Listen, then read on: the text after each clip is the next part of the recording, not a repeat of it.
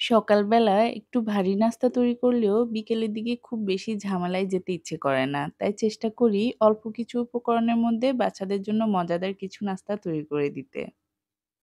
আজ তৈরি করব ব্রেড অমলেট। এজন্য প্রথমে একটা মিক্সিং বোলে ২টা ডিম নিয়ে নিলাম। এবার এর মধ্যে দিয়ে দিচ্ছি একটা পেঁয়াজ কুচি, দিয়ে দিচ্ছি কিছুটা পরিমাণ ধনিয়া পাতা কুচি,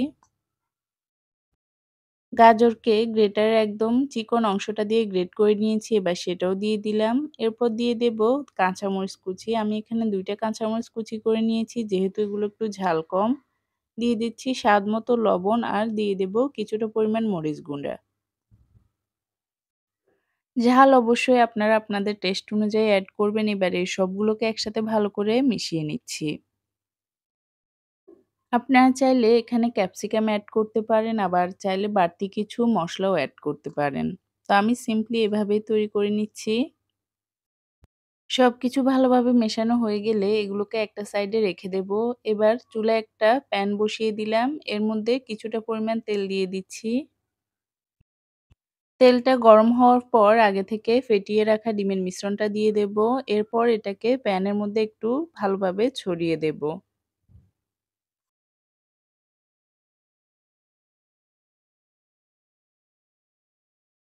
ব্রেড অমলেট তৈরির সময় একটা বিষয় খেয়াল রাখতে হবে, এখানে তেলের পরিমাণ কিন্তু খুব বেশি দেয়া যাবে না।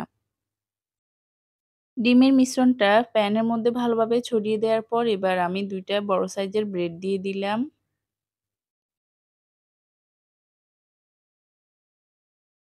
ব্রেডগুলোকে একটু ভালো করে চেপে, চেপে দেব যাতে করে ডিমের মিশ্রণটা ব্রেডের গায়ে ভালোভাবে লেগে যায়। এখন ২ টা ব্রেডের উপরের দিকটাতে বাটার লাগিয়ে নিতে হবে।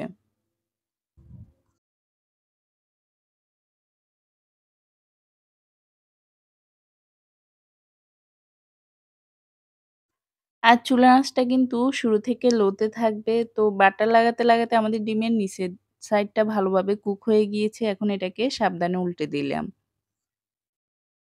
ব্রেডটা যেহেতু স্কোয়ার শেপের, তো ডিমটাকেও সেভাবে স্কোয়ার শেপের করে ভাঁজ করে নিতে হবে।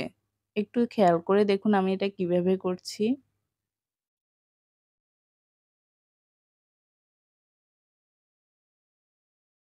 এখন এই উপরের সাইডে কিছুটা পরিমাণ মজারেলা চিজ দিয়ে দিচ্ছি। এরপর ব্রেডটাকে ফোল্ড করে নিতে হবে। এখন ২ পাশটাকে একটু চেপে, চেপে ক্রিস্পি করে ভেজে নিতে হবে।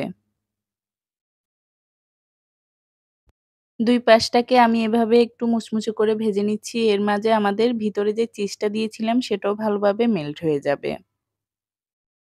আমাদের ব্রেড অমলেটটা রেডি হয়ে গিয়েছে আর দেখে নিশ্চয়ই বুঝতে পারছেন এটা কতটা মজাদার হয়েছে।